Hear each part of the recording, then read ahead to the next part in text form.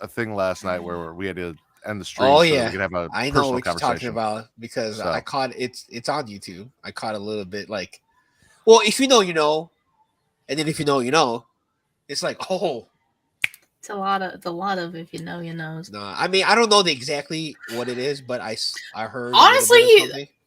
I barely do, and I was there the entire time.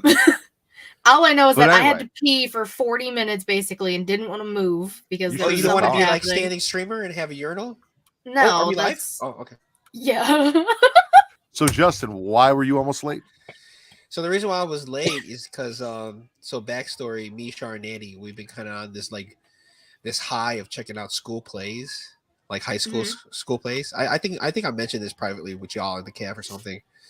Just the production value is like crazy. Anyway, so the reason why I wasn't sure if I was gonna make it in time because at Charlene's school at Hinsdale South, shout out, their school play was Carrie. Oh, yeah. nice. Yeah.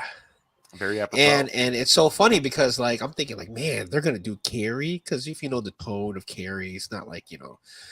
But the reason why they did Carrie is because, and I don't know why Carrie's not brought up enough just in a movie and in horror in general, is because it deals with a lot of the stuff that's happening now.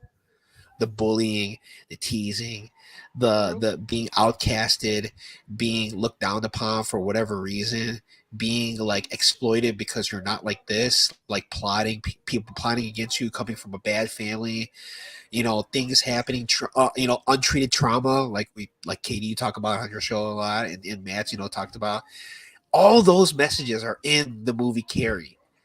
And the Yeah. fact that like the high school decided to do this as a movie, but also use it as a way to put the message out there was so smart. Was Yeah, it a well, play that's or was awesome. it a musical? It was a musical actually too. Like so it was a musical. Yeah. And it was great, and like the production value was like wow. Like I couldn't believe this was like a high school, you know. Did they actually douse her in pig's blood? Yes, they did. Nice. Not, I mean, it's not pig's blood, but they did Are you the. sure? I It mean, was. yeah. Do you I actually mean, know? they did the blood. It was blood, liquid. It was red Okay. liquid. So Okay. they did Damn. that. Yeah, and that high school scene was like wow for high school, like for High School Musical. I mean, High School Musical. Yeah. Well, I'm glad you enjoyed the show last night because after about an hour, not even an hour, I'd say like After 45 about minutes, 25 minutes, everyone was everyone gone. just dipped, and then it was just us like doing a show as if we had recorded it. Like there was nobody in the chat. So Yeah. Like nobody. Like No. nobody. no, Nobody? like everyone that was there, like Tim Pretty was Kyle there. came back like I heard that he was there for the wedding. I did. Pretty 'cause Kyle I swung saw, through. yeah. Will and Allison were there, but then everyone just kind of dipped. Like no Jesus. No Jesus. I mean, No. Jesus is everywhere. But I mean, like, but no Jesus. Wow. Okay. Wow. What a weird Friday night, huh? yeah. Yeah. Isn't that crazy? That's what my show's I'm gonna wondering be if it's like. gonna be a weird Saturday night. We'll see what the fuck happens. I mean, listen. Stay weird. As AJ Lee had a T-shirt that said "Stay weird," so She did. God, I She love did. AJ Lee. she did. She's fine. As hell. True. Okay, so the man. What? Are we keeping it with just like your favorite slashers, or is it going to be like a multiple of different slashers? What do you mean? Like okay, so if we're doing like a multiverse, so are we keeping it to like just Matt's like top 5 would be like Michael, Jason, Freddy, Chucky, or we're gonna like open it up to like Texas Chainsaw Massacre, Norman Bates if you want to include Norman Bates. So certain slashers like Norman Bates, I haven't sat down to figure out a way to make it necessarily. Uh-huh. So there's a premise that I will talk about that a lot of the mainstream slashers, the ones that you mentioned, Uh-huh. you know, Jason, Michael, Freddy, Leatherface, Pinhead, all kind of fall into Okay. the realm of what, like, there are things about their backstories and their histories and everything that lends to the idea of bringing them all together with a specific franchise. And like I said, when we get into the show, we'll get into that. So, I mean, if you got questions, I can try and answer them. Same Chucky as well. If you want to know if someone's included or not, I can answer them or see if I can come up with something if I don't have something. Because like the majority of slashers outside of like a Norman Bates or like the Scream characters, because it's just random humans who die, and you know, like they're not going to fit into, I mean, they could be a part of it, but they're not going to fit into the reason why everyone is kind of like, they would just kind of be there. Like they also exist because it's just people that put on a mask and get killed.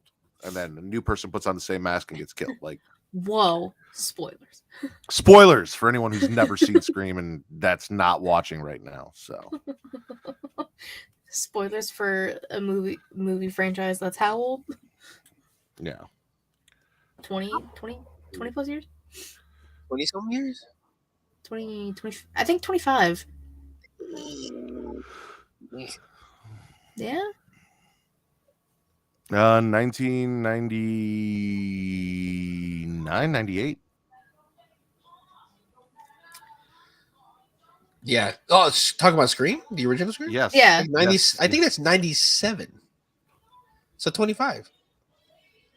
Because I'm pretty sure I went to see the 25th anniversary in theaters last year. Actually, 96. Oh, Here I was really? born. 96? Oh. Here I was born. Shout out. Yeah, because I went last year to see it in theaters, like for the anniversary show. Okay. Now, how was that? It was like, cool. It people was dressed cool up and seeing it. stuff? Like, no, I mean, I had a Scream shirt that I wore, but Okay. it was cool like seeing it in theaters because like I've only like watched it on like a TV or my laptop. You know, it'd be funny if like you went to the 25-year anniversary and it was just like the part 2 where everyone's dressed up. And then like somebody mimic what happens in part 2, and people are like, whoa, and like, oh, nah, and I would. like, I don't know what I'd like be able to, not, yeah. like. What do you do in that? Actually, that's a bad situation? idea. Like, that's a very bad idea. Justin, come on. Terrible idea. That's a horrible Terribly. idea. Yeah, like, dude, Boo, boo this man. that would have people screaming. Oh, oh, he's so funny. damn! I tried to get. Well, you know, the mad new while one's he was not going to have drinking. Nev Campbell in it. I know. But Yeah, the new one. Yeah. 7 will. But Kirby's coming back for the new one. Well, so essentially what happened was Wasn't it? Nev Campbell wanted a certain amount of money, and Right. they Yeah. said no. As you should. And she said, okay, fuck you. And then they came back and said, all right, we're sorry. bag. You're right. You're the franchise. Here's the bag for the next movie. Yeah. They said, "We're sorry, Queen." Here you Right. go. Why would they not think that she is the franchise? That's why the people no idea. watched it in the first place, because she Well- was famous off a Party of 5. I mean, You know, That's not why I watched it, but I was like, oh damn, she might get naked. All right, I didn't horror, watch let's Party go. 5. I'm only thinking about the Party of 1 now. Party 1 in your pants? okay, there it is. It's actually 3 if you include the balls too, sir. So you got a little menage a trois going on down there. Yeah. What? What's up? Why did Okay. I? I'll be back. what happened? Okay. Somebody's outside, apparently. He said he's outside. I don't know. I heard "Ain't no mountain high enough" in the back for a second. I was very confused. Ain't no valley low enough. Every time I hear that song, I think of Remember the Titans. You reference Remember the Titans more than any other movie because it is your favorite movie. It's literally one of my favorite movies of all time. I've met him. I've met Coach Herman Boone before he died. Yeah, when Just comes back, I'll run the intro and we'll get the show started. Looks like we got a couple people watching. Hi, everybody. Who's here? Hi. Oh. Welcome. We're going to get the show started in a little bit, and I will explain what the fuck we are doing.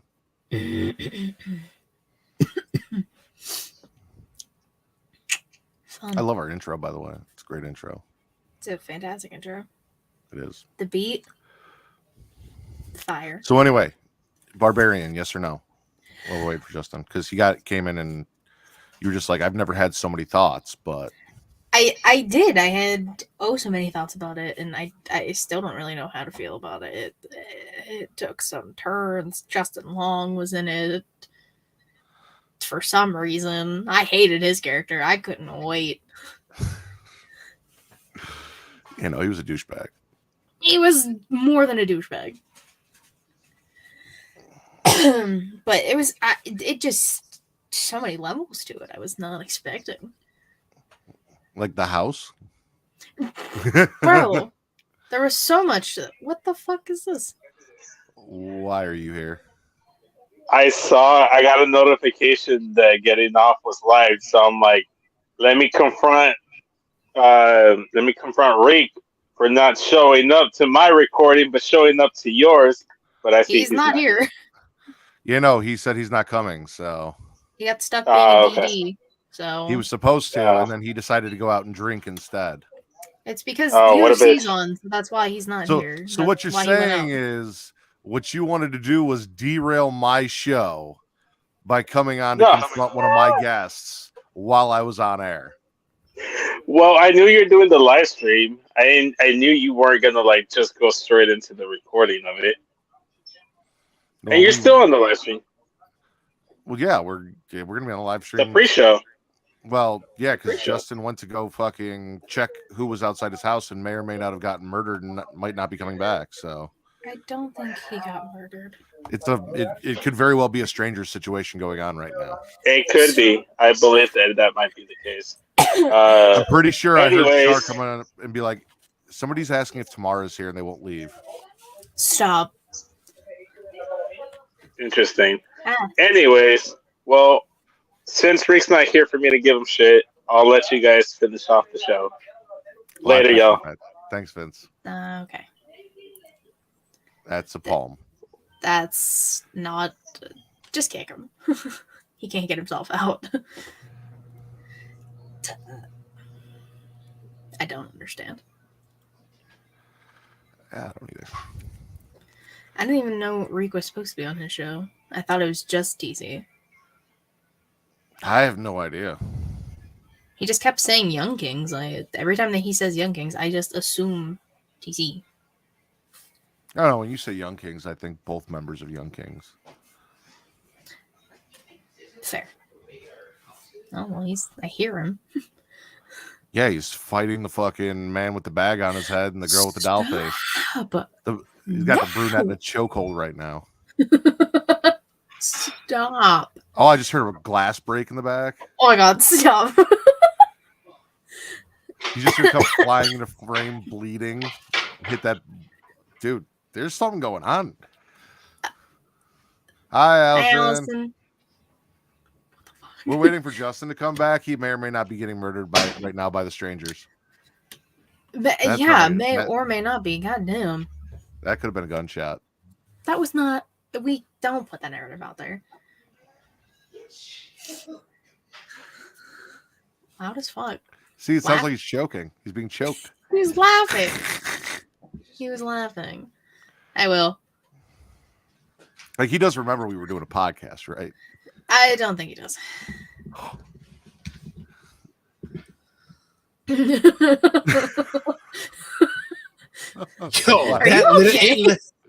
that literally could have been a horror movie. Hold on. Hi guys. Hi. Hi. She can't hear us. That literally could have been a horror movie because we just ordered pizza and obviously the only thing open right now is Domino's. And so the guy's like, I'm outside the back, which the way our house is set up is that like the back is the garage, right? Mm-hmm. And most people come through the front, but it's kind of hard to find because the numbers. So the guy comes, he said he's in the back, and I literally opened the garage, there's nobody there, right? And I'm like just shouting, Domino's? And I'm thinking like, oh my God, what if someone just jumps out and just stabs me? Like this is like, and I was just with you guys. So then what if it's like a paper trail? Like, okay, they came for me. Oh, they're going to come for me. Oh, they're going to come for, you know what I'm saying? Like, I mean, it would take him a while to get to me.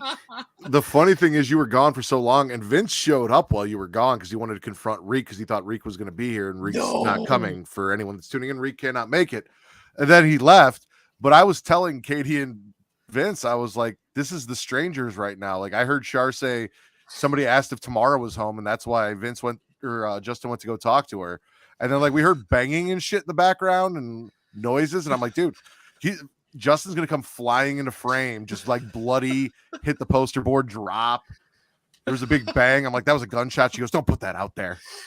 I'm just saying. Oh my gosh. Can you imagine if that happened and like you drove down here and you took a whole party? Like it was. Listen, I love you, and I would have stopped the show to come get you, but also doing a horror movie podcast where that happens live on the podcast. Hey, views. Guys, that's not okay. Do not. I mean, it would get taken down and it would be evidence, but that's 1,000% evidence. Do not start yet. I will be right back. okay. I never leave, so I'm allowed one. You are. I said okay. You're not gonna take us with you? Ow! I'm sorry. Wait, are you? Oh, you're doing something. Okay. Yeah, no, go. I thought it was something. Oh I thought it was God. like my thing where I'm going to get food. I thought it was like my thing going to get food. Okay. What? So did you get robbed by the Domino's driver? Or did you rob him? No, they. Well, I don't know. According to these prices nowadays, who's robbing who?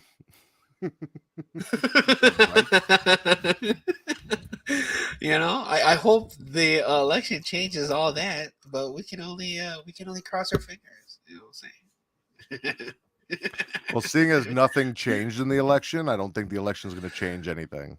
Yep. Who Which would have thought? Yeah, go It's ahead. good and bad. So It's good if the people that are there are sharing the same viewpoints. It's bad if those people are not sharing the viewpoint. Yeah, okay. But luckily, generally some how of the people elections there. work. Yeah, No. yep.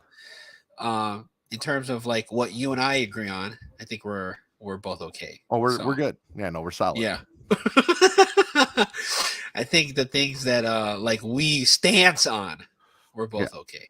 So like, who would have Basic thought? decency, you know, whatever. Yes, exactly. Yes. Like the human life is put first. Yeah.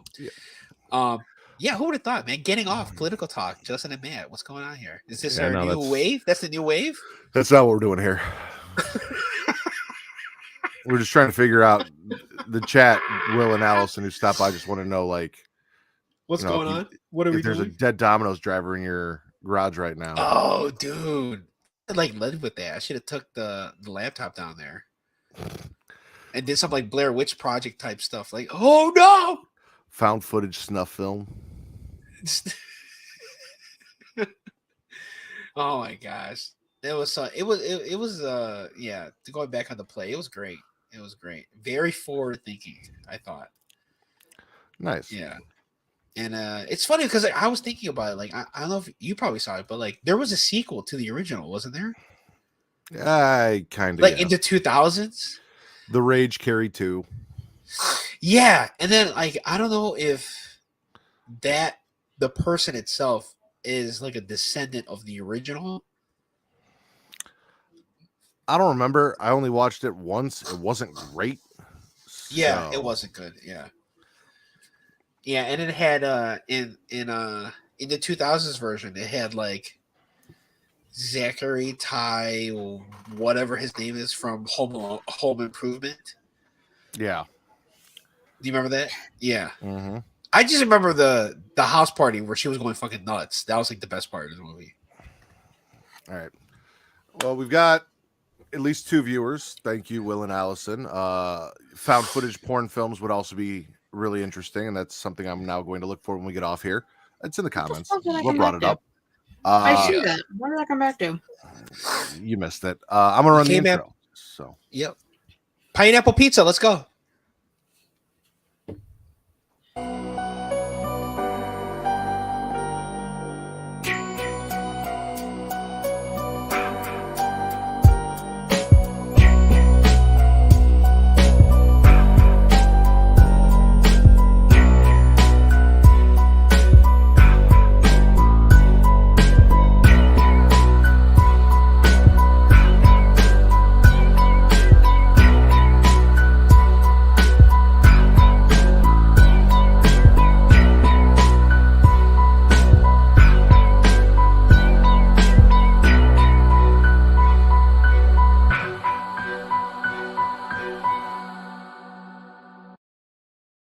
Following podcast contains mature content. The views and opinions expressed by the host are not necessarily those of the host. Listener discretion is advised.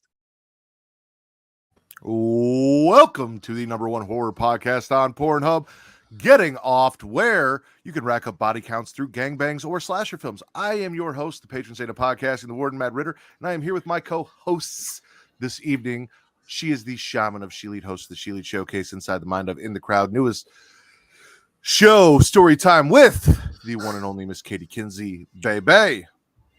The official co-host for Getting Offed. The official co-host for Getting Off. And from the Get Show podcast, who is also kind of an official co-host, because I feel like he's been here for every episode as well. Huh? My favorite filthy Filipino. What's going on, Jess? Yo, how we doing? Let's cut some people's asses. There's Excuse me? So Allison Love Carey 2. Then there's talk of pineapple pizza, which I'm not going to entertain going on in the chat because pineapple pizza is disgusting. Wow. But what we are here to talk about tonight, essentially, so basically, if you guys haven't heard, Peacock has ordered a series that is going to be a prequel to the original Friday the 13th. And all of the information that has come out has told us that both Horror Inc., which is run by Sean Cunningham, who owns everything rights-wise for adult Jason from basically Friday the 13th Part 2 and on, as well as Victor Miller, who just recently won a battle to get the rights to the original Friday the 13th that he wrote the screenplay for, and owns all of the rights to everything in the first movie, including Camp Crystal Lake, Young Jason, Pamela Voorhees, blah, blah, blah, blah, are actually both involved in this project, which means Peacock's series is going to have full access to the expanded Jason universe. And I have an idea for a slasher universe, or a couple ideas actually for a slasher universe that I have. Well, I'll get into more of it because I'm going to allow Katie and Justin to ask me questions. I feel that is the best way to get full participation. And if you guys are in the chat, please feel free to ask questions if you have any as well. But yeah, that is what we're going to talk about, are essentially my ideas and, thoughts back and forth between us on a cohesive slasher universe and how to get the majority of your favorite slashers together under one umbrella. So, Katie. Matt. Go ahead and ask me questions. So I don't remember how long ago you brought this. Had to have been when we were doing something on the Havoc Hour. I think it was when we were doing the Friday the 13th series. You briefly mentioned that you were writing something about a Slasherverse. Now, how did that, like? Obviously, you love horror movies. Clearly, look at your background. You have a horror movie podcast.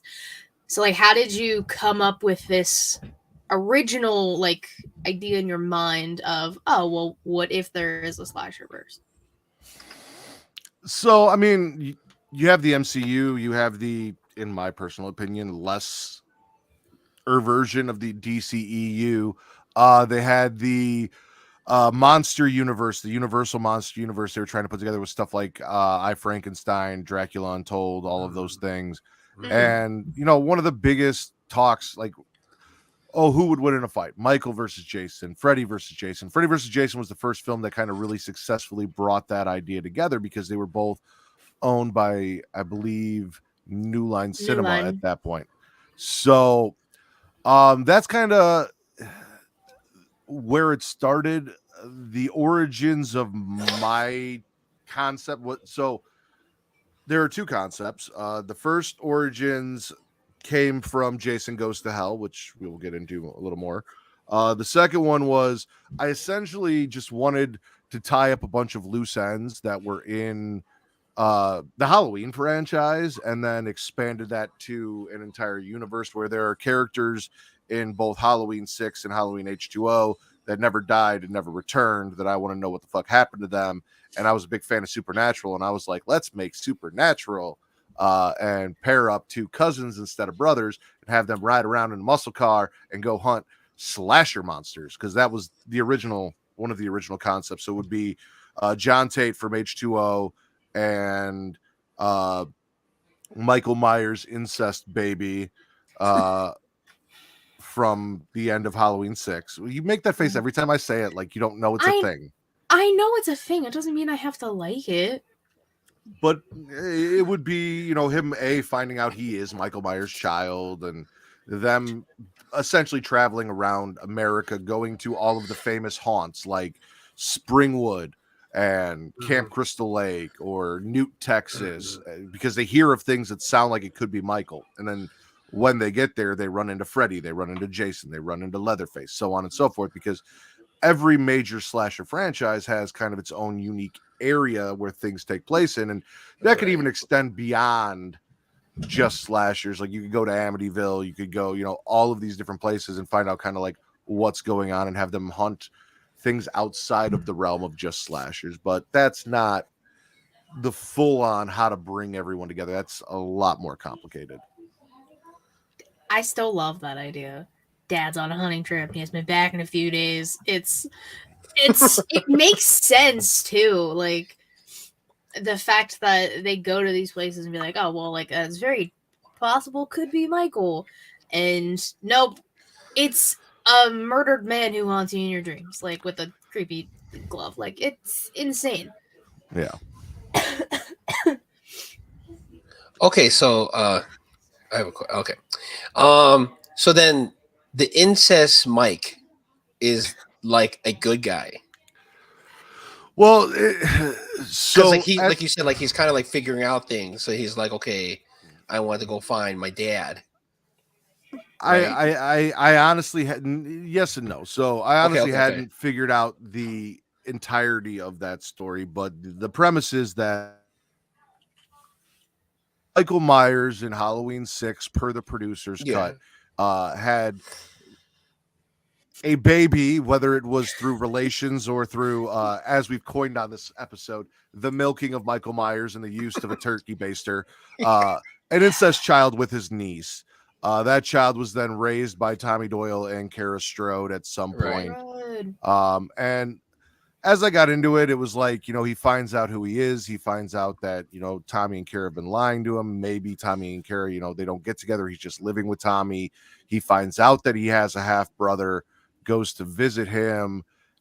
His half brother, who is from H2O, which technically those are two separate universes, but this is again trying to bring everything together and fill in the gaps, is kind of an alcoholic like his mom after the encounter with H2O and all of that. So it's them kind of working together, him trying to figure out what the hell's going on, because he just found out, oh shit, Michael Myers is my dad, killed my mom, who was his niece. Like he's got a whole bunch of fucked up past trauma to deal with, and may have some of that evil that Michael has inside him, which is something we'd come to find out through the travels and interactions and things like that. And John coping with his addiction and mommy issues and the fact that Michael killed his mom and basically everyone he cares about. So now, do you have more like laid out, like concrete stuff for that, or for the other? So it's hard to say. So I wrote everything down, right? Because I had these ideas, but I realized very quick I am not a writer. Like I'm not someone who's gonna sit down and like I can write down thoughts and ideas and general concepts of how something would work. But as far as like dialogue between characters and setting a scene, I'm not one. I can't, like, it was a brisk winter morning in northern Nebraska and the wind was like, I can't do that. That's good. That's good. Well, the thing is, like, my wife could as well, but so one of the things I think me and my wife realized is my brain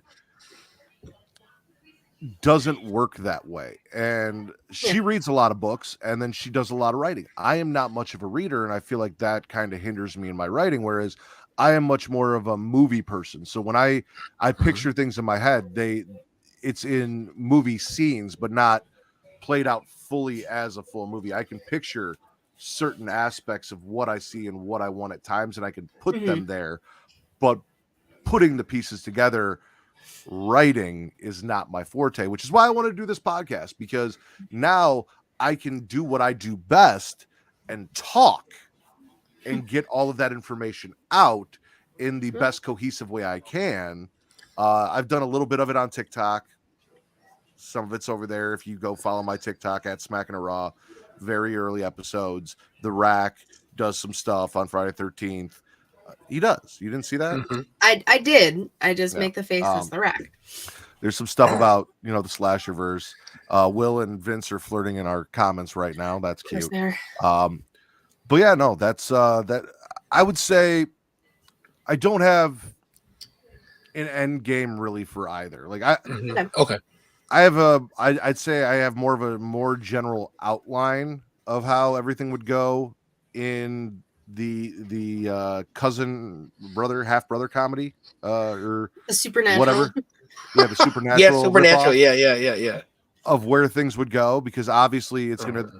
be them traveling to all of these different locations, ending with them finally finding Michael Myers, facing him down, and then doing what they didn't do and didn't have the balls to do, which was actually an idea I had before Halloween Ends actually comes out, and having them kill Michael and then having incest child be the new Michael Myers and kill John and become like he has now defeated all of the slashers, and he has now killed Michael, who in my opinion is the final boss, the ultimate slasher, Yes. and now he is the end all be all new incarnation of the slasher, would be the end game in that situation. As far as an end game for what we're going to talk about here, I have much more detail in how everything would work for this, but where it would all go once everyone got into it, I don't have an end game for. Okay. Okay. Now, I do have to say something. So, like, I think what you're talking about, like, because like you, I'm not good at writing either. But what you're describing is that you would be good in storyboard. So, somebody draws frame by frame what would happen. You could definitely describe like what's going on, right? Oh yeah, if I had a ghostwriter, I could sit down and I could feed them all of the thoughts, right, background information, all of the things that are just going on in my head, and then they could set a scene and create dialogue, and it would become something. But I would need a ghostwriter. Yeah, she's right here. Katie would be our ghostwriter. I could just be a side producer. Justin's just a ghost. Yeah, Justin just be he's the ghost. I'm the writer. Ghost writer. There you. You're so smart. Oh, Okay, yeah, and then I want to pitch an idea I just came up with. I don't know. You could shit on it if you want. You know what I'm saying? But just to kind of like, kind of get like a different spectrum of like what your universe is in a different format. All right. So this is what I'm thinking. Right now, at the end, you could definitely shit on this. So let's say Incest Mike has no idea that he's Incest Mike. Never grew up knowing he's Incest Mike. Okay. In this universe, ever so often there's a strange apocalyptic occurrence going on, right? With monsters and zombies and all this kinds of shit, right? So when something like this is going on in this universe, there needs to be a guy that can handle that type of stuff, right? So you have we can call him Steven. We can call him Steven because his name is Steven. He's not Steven. He's Michael's incest baby, but he's not incest Mike. Like he's not Michael Myers from incest. He's okay. Michael's incest baby with his knees, but his name is Steven, so we can call him Steven. Okay. I was gonna just call him I'm, just short for I and Mike, incest Mike. But okay.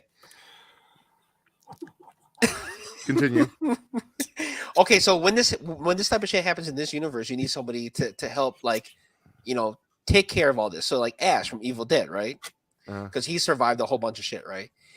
He is taking on a new student to carry on somebody to help the world save all this. That would be Steve. Okay. Right? In doing this, like a whole new realm happens where all these different slashers are coming from different universes, right? In order to bring them back into their universe, they need to kill them, right? So that's what Ash and Steve are doing, right? And it finds out that who's sending all these people is like the cult, right? Who is like it could be like Darth Vader, right? Where the cult is the stormtroopers, Darth Vader is Michael Myers, right? Defeats them, then obviously Steve has to defeat, Michael Myers. And while defeating, they have a Darth Vader type moment. Like, I'm your father. he's like, no, and then we can lead into a sequel. Well, I will say, Oh, was you that brought good? I'm up, sorry, was it? I mean, I thought it was funny. It'd be Yeah. interesting to see. You brought up Ash and Evil Dead, and I know Matt's one of the main focuses of your Slasherverse is the book. I don't know how to pronounce it. The Necronomicon Ex Mortis. There you go. Yes. God damn. So I mean, again, I like I told you before, man. I don't like. I've seen the remake of Evil Dead, and I think I might have seen like the original one, but I don't know much about Ash and the Evil Dead universe and everything like that. So I don't understand this book. All right. So Explain. the idea for what we're really here to talk about is from a very small scene in Jason Goes to Hell. When they're going through the Voorhees Manor, you see the Necronomicon in the Voorhees Manor in Jason Goes to Hell. Similarly to something that you see in Evil Dead, there is a dagger in Jason Goes to Hell that can only be used to kill Jason, and it is alluded to the idea that Jason is sort of this demon that can move from body to body, but only manifests in its ultimate form inside the body of a Voorhees, living or dead, which is what happens when it crawls inside his mother and he is reborn backwards. That's essentially the basis for this, because the Necronomicon, now if you watch Ash versus Evil Dead, the 3 seasons and everything, they really get into what the Necronomicon is. And the Necronomicon is essentially it's a book with spells that allow you to summon and create portals for demons. Now the ones that you see through the majority of Evil Dead is the Kandarian demon, which is the main demon that is at the very end and kind of what plagues everything. But also Deadites, and Deadites are more like leeches or kind of scavenger demons that possess people to attack Ash. But there are spells in that book for other demons, and that's where this whole thing comes together, because if Michael, if Jason, if Freddy somehow was possessed by a demon from the Necronomicon, let's start with Jason, right?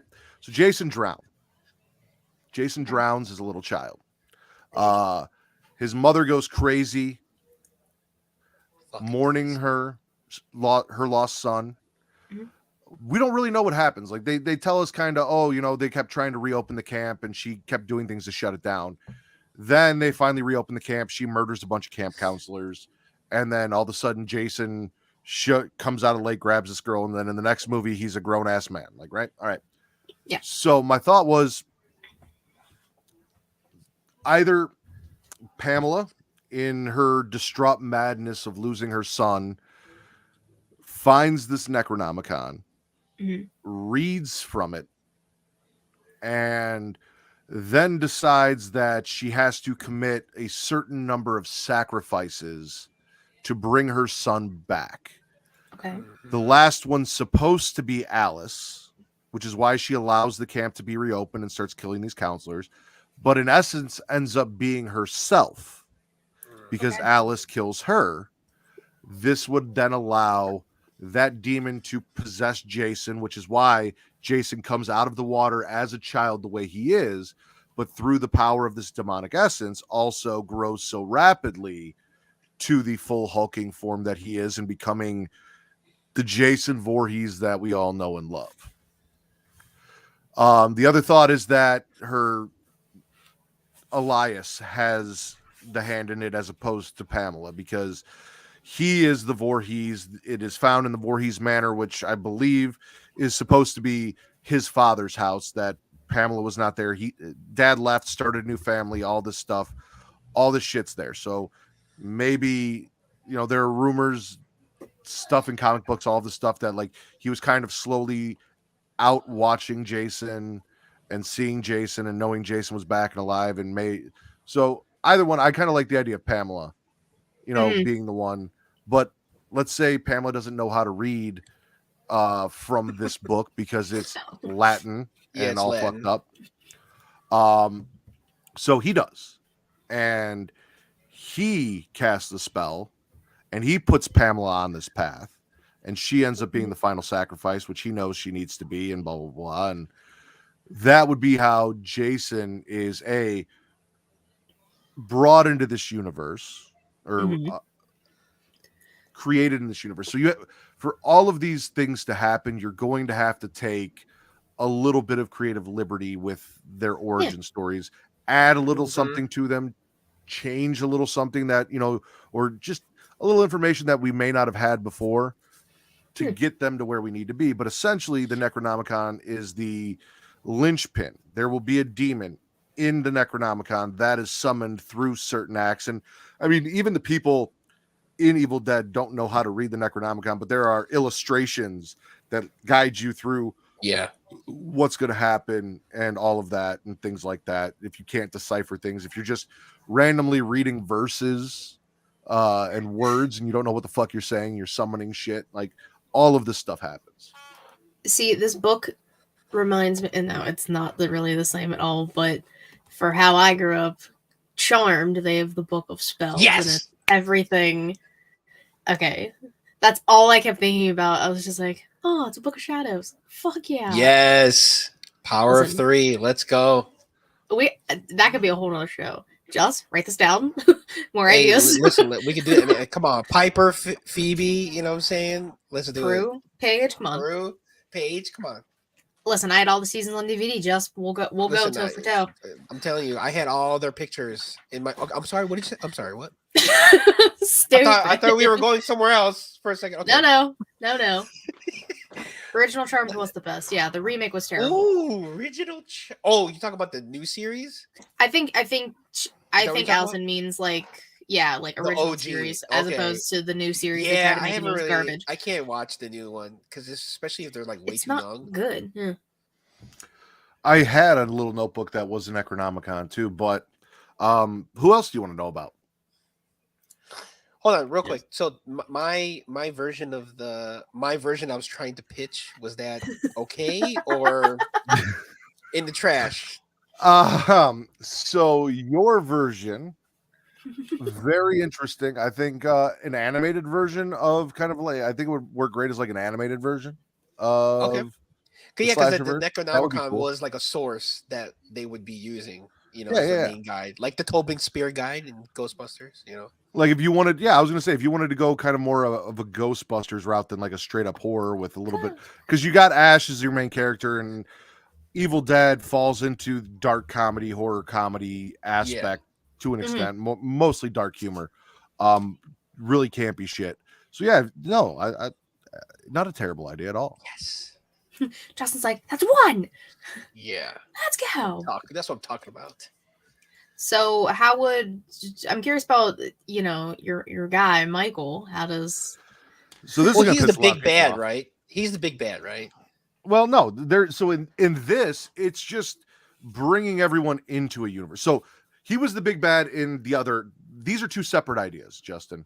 Okay. So the road trip supernatural ripoff is just one idea that is not related to this whatsoever. It was just my original thought. This is something completely different. This is doing what the MCU did and giving everyone kind of their own movie reboot, essentially, with the information you need that would connect them all into one universe, so that eventually you could get to a showdown between Pinhead and Freddy, or Michael and Jason, or fucking War Games match with these guys over here and these guys over there, like however you go about it. Like that's essentially what this whole thing is. But with Michael, can you imagine 2 out of 3 falls?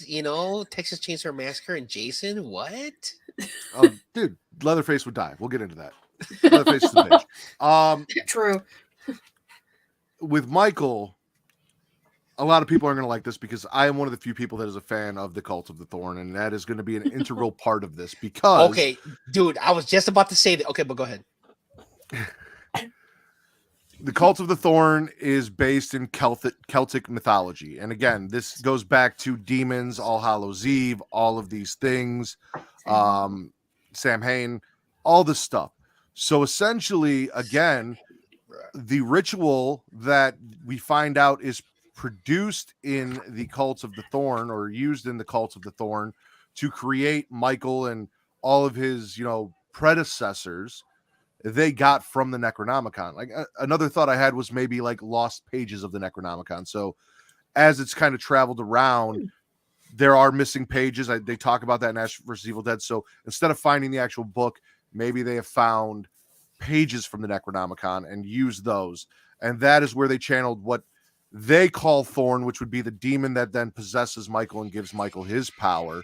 And then we would see that in a, again, reimagining of the original movie, where Michael's family is selected, the ceremony is performed, he is bestowed with the power, then goes on about his business, and it would kind of relaunch the franchise that way, just like we're relaunching Friday the 13th and going about it with this new narrative of who Jason is and how it comes about. Same thing here with the Cult of the Thorn being the driving force of what gave Michael Myers his power as well. Okay. The Lost Pages is an interesting thing. Because, again, I haven't watched Ash vs. Evil Dead or anything. So that being a thing is very interesting to me. Oh, yeah. I thought Dustin I mean, was it's like that's exactly what I was going to say, too. Like, if the book was part of, like, what the cult was using, that would be great. Real great.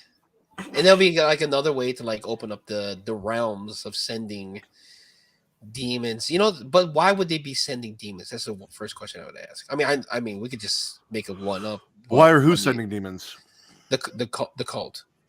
Like, how would we get to the point where like Jason and Freddy would show up? Just cause, or? Well, the cult would not have anything to do with Jason or Freddy. Okay. I got only specifically Michael. So the cult perform the ritual that imbues Michael with his power. That is part of Michael's story. That is from Halloween. Right. So that is their only involvement, would be Michael Myers. Like I said, Jason would have a completely different, it would involve the same book or pages from the book. The book is the main tie-in.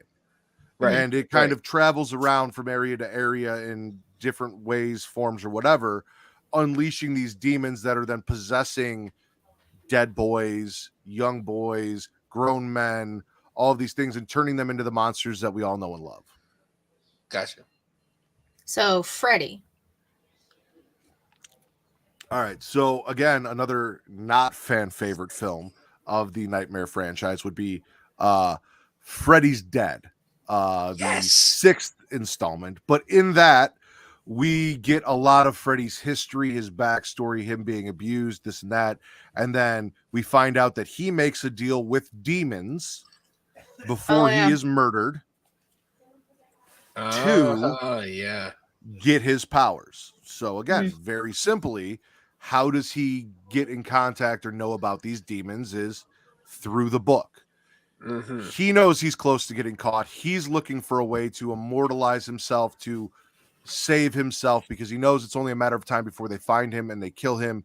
And he comes across this book and he reads it and he figures out that this is what he wants to do, because even if he dies, he will live forever in their dreams. So then he uses the book to contact the demons, to strike a deal, to become Freddy fucking Krueger, the unending. It's actually kind of crazy that the things you're saying, like, if you really think about it, realistically, who's to say that they just didn't show us anything with the book for the cult for Michael or Freddy and the demons? Like, it makes so much sense that, like, it very well could be real and we're just not being shown it. Yeah. See, that's exactly what I was thinking. Like, as soon as Matt brought up the when he talked about the book and stuff, and then we got more into it, it was like, what if everyone involved were already thinking that this be already a universe without really saying it, like what you're saying? Because, like, you know, in movies they have teased that there's an association, but not really went anywhere. Right. So certain film, like you've got that through Freddy versus Jason. Right. Chucky kind of plays with it a little bit, jokes about it. You know, like in Bride of Chucky, there are knockoff versions of like the bladed glove and the hockey mask. And I'll talk about Chucky next. But nothing like you never hear like you're not watching a Halloween movie and you don't hear them mention, oh, these murders in New Jersey, which would be Jason, or in Springwood, Missouri, which would be Freddy, or, you know, down in New Texas that resemble the killings that are happening here, stuff like that. Here you'd have that. Yeah. You know, so why like that Chucky. Is? Why? You know why that is? Well, yeah, because number one never mentions number 2, 3, 4, or 5. I mean,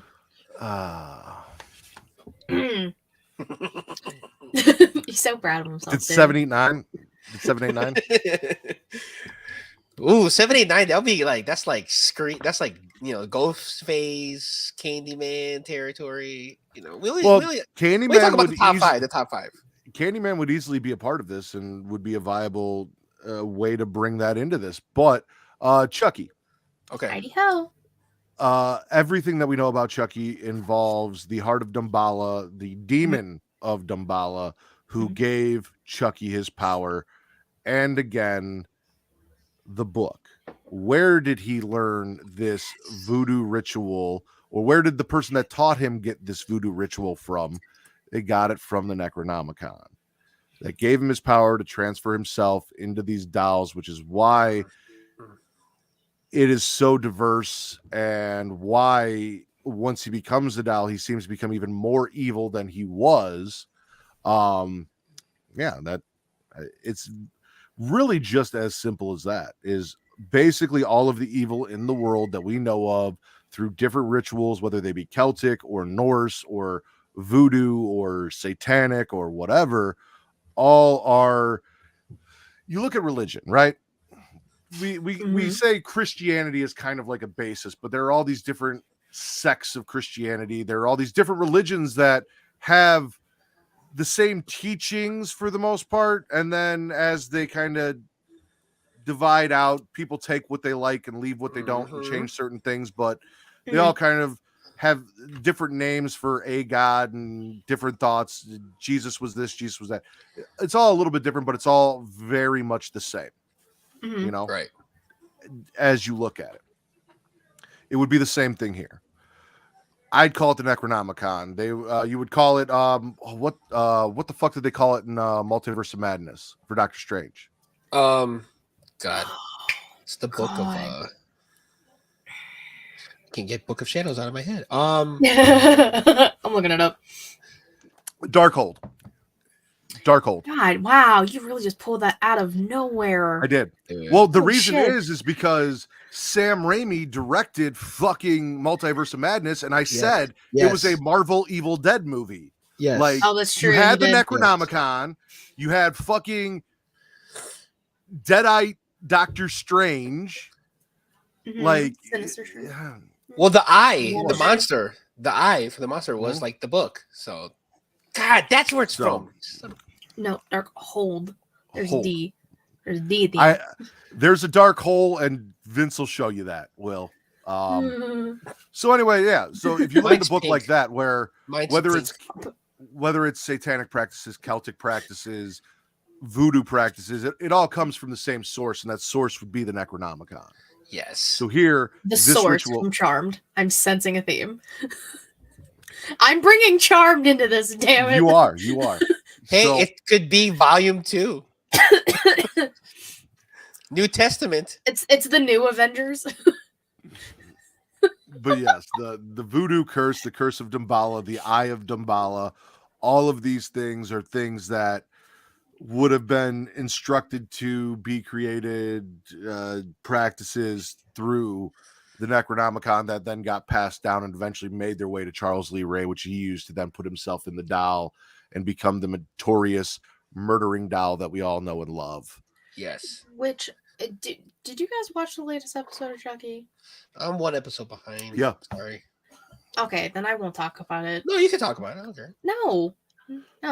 It's a safe place. Shit had me upset. Go That's all ahead. I Talk can about say. it. No. Go. We'll talk about it after. Just go.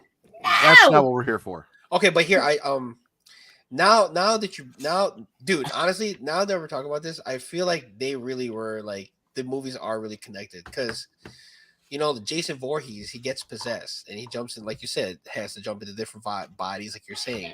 That's exactly what Charlie's Ray is doing. I mean, they're doll bodies, but they're still bodies. Bodies. Yeah, but mind you, he also didn't start doing that until like Curse of Chucky or no, Cult of Chucky was when he really started doing it. So that was years after the Jason stuff happened. And again, that is the problem. That is the one thing that I want my Slasherverse to correct is all of the inconsistencies throughout the franchise. Because like you look at Friday the 13th. Friday the 13th is a very solid story from 1 through 4. Yeah. Then you have the movie that doesn't have Jason. Then you bring Jason back. And then as it goes on, the way that you can or cannot kill Jason or whether or not Jason did or didn't die, spoiler, he did repeatedly, because he can and Michael can't. Not debatable. The way that it happens, it changes. And then you get to like New York where he's trashed by toxic sludge and reverts back to a child. And Jason Goes to Hell feels like its own separate movie. It's no longer even called Friday the 13th. It's not. I don't think it's Friday. Yeah, it might be Friday the 13th. No, it's not. It's not Friday the 13th. It's just Jason Goes to Hell. So it doesn't even feel like part of the franchise. It feels like its own separate thing, but it has the most interesting canonical bits and pieces to what could pull it into any other franchise. So if you take that idea that they created that a lot of people hated, and it's funny that all of these movies could be tied in through some of the least enjoyed movies in the franchise, mind you. But you look at all that and you restart the franchise structuring it with that stuff, and I feel like it makes a lot more sense and could bring them together and make it a lot more enjoyable. Like Pinhead. I'm looking at Pinhead right here. Right. So Pinhead is a demon. Cenobite, demon, angel, whatever you want to call it. He is in another dimension, and the Necronomicon is full of portals and doorways to other dimensions. But the way that he comes through is through the Lament configuration or La Machan's box, whatever you want to refer to it as. You find out in Hellraiser 4 that there was a toy maker who was commissioned to create a box. He was given instructions. He built the box based on the constructions, and then leaded to the box being the portal that opens the gateway to allow the Cenobites into our world. Right. Where did this wealthy man find the instructions to build this box to give to him? I'm getting real sick and tired of this shit making sense. It's almost like we're not even trying. You know what I'm saying? It's like through Matt's like horror genius. It's like already there. Like it's been already there. Yeah. We just haven't connected the dots. Right. I'm going to answer Will's question right now. Yes. You can take Halloween 3 out of the title. You can make a movie called Season of the Witch, and then the power that is imbued that they use in the masks that turn the kids' heads to mush and bugs and bullshit. Where did they find the magic that created that ability and learn to harness it and use it through technology? The Necronomicon. So you could have that movie exist in the slasher universe through the Necronomicon, call it Season of the Witch, remove Halloween 3 from the title, and it would still exist, which is why you would still have Michael Myers playing on the TV screen in the background in a scene. How great. It makes too much sense. It does. So who's next? We got Chucky. Oh, you were at Pinhead, right? We're at Pinhead. We did Chucky, we did Pinhead, we did Freddy, we did Jason, and we did Michael. Okay. So who else you want to know? You said Candyman. Right. So again, Candyman. The story of Candyman, depending, so you have to get the full scope of who Candyman is, and it again changes with every iteration. So there's the original movie where he is just he is a the son of a slave, but he was free. He was commissioned to draw pictures of a plantation owner's daughter, fell in love, and then they found out about them. They murdered him, slathered him in honey. He was killed by bees. They cut his hand off, stuck a hook in there, and then he came back to haunt the area in which that happened, which is here in Chicago, Cabrini Green, right? Right. Mhm. There is also talk that he was trapped inside, I think, a mirror that was owned by. Yep. But again, where do these artifacts come from? Where does the spells or whatever goes on in these movies? Where do they get this information from to trap him in a mirror so that he is all of those things? So you could easily rewrite Candyman's story to him, because he was the son of a slave, but he was wealthy. His father had become emancipated. He was educated. That he also came across the Necronomicon, had been studying it, drawing and painting, because that's what he did, things from the book, and found a way, knowing that they were going to come for him and kill him, to get his revenge, because he knew what was going to happen to him when they came for him. And then that would also lead to that being passed down through all of the generations that we see in the new Candyman movie, where there's a new Candyman through generations and centuries, and everything is something that he pulls from the Necronomicon. Okay. I do have okay. So just hear me out. Again, you can shit on this if it's bad. What if the author of the Necronomicon, what if the author is the Creep Keeper? Because Tales from the Crypt. Okay, so the author of the Necronomicon, or authors, are known as the Dark Ones. They're ancient evil beings who are around before time. It's all in the Ash versus Evil Dead series. I believe Ruby Noby is one of them. Yeah, I know. All of that. So I was just you could try and say that the Crypt Keeper is an ancient one if you want, and for whatever reason decided to hang out on Earth. He's pulling on straws here. I'm trying to add more people to this.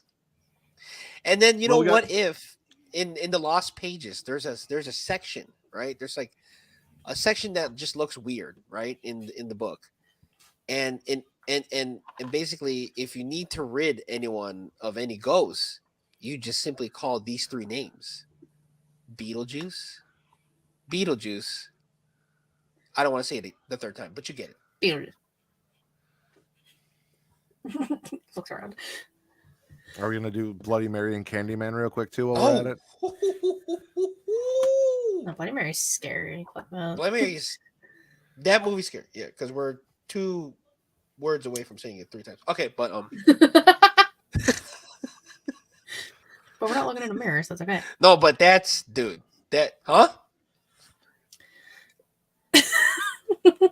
man looked up and I was like, oh no, he's looking on his wall. Okay. I'm trying to No, okay. No, if Chucky starts talking, I'm leaving the call. Oh, dude! If I hear a little grab the mic. So okay, I guess one of the other like big names, Leatherface. All right, so Leatherface is a little different. That?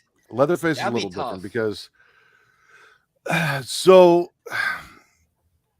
there's a scene in Ash versus Evil Dead where the Necronomicon is bound in human skin.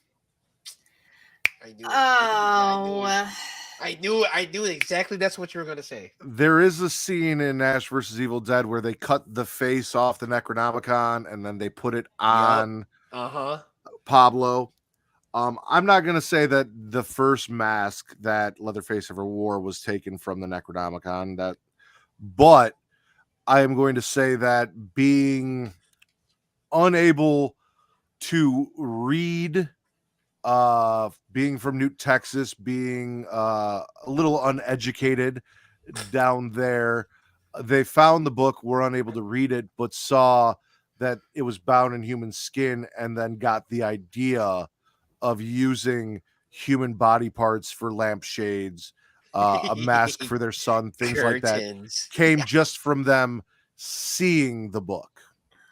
Because Leatherface, you could have them take the face off the book. You could have Leatherface find the book and not be able to read it, but want to cover his face because he's being picked on, made fun of, whatever, and cut the mask off and put it on and have that give him some. But Leatherface, unless we're completely rewriting the character, doesn't have supernatural power. He is a inbred hulking beast of a man who was whipped and beaten like a dog and squeals like a pig and is trained to basically be an attack dog that is used to receiving a lot of punishment, but he is not really anything supernatural. So if we wanted to add him to that, you have two options. You either have him carve the face off of the Necronomicon and then have him have to replace it with someone else's face, or you just have him kind of find the book, which I think like it would piss people off because they'd be waiting for this tie-in. Like they'd be sitting there and they'd be watching the movie and they're like, all right, where's the tie-in? Where's the book? And they're watching the book and we're going through. And the only thing that they have in the book is he finds it, he looks at it, and he sees that there's a face on it, and then he goes and kills someone and cuts their face off and puts it on, and then the movie ends. Is he got the idea to wear masks? That's where he gets the ideas, just from seeing the book. People would be so mad, but it would give him reason, to be in there. I thought you were going to take it to the point where, again, time's not even a real thing, but he's the one who like bound the book, like bound it with skin. That's where I thought you were taking it. So that book has been around far longer than Leatherface has. That's before time. So that's the only reason I didn't go there with that. It is an interesting concept. You could also do something along the lines of that to live, because so like the whole story of Leatherface is essentially that the Great Depression or whatever hit and the town was out of business, and this family didn't want to move. They weren't leaving their land, they weren't leaving their town, they weren't leaving their homes. So then they prey on people who drive through the town to feed the family and keep them sustained because they have no other means of food or anything else. They've kind of eaten anyone that was left over, and then they prey on people that come through and get stranded or whatever and kind of cause them to. So what you could do is you could have one of the family members, whether it be like the grandfather or something, have found the book, struck a deal to keep their land. Right. And now they do have to supply either souls or skin or something to the book. Maybe that could be like how the book kind of gets around is the family is manufacturing versions of the book that get passed around, kind of like making copies of an extremely demonic Bible, and that's how it kind of gets spread around.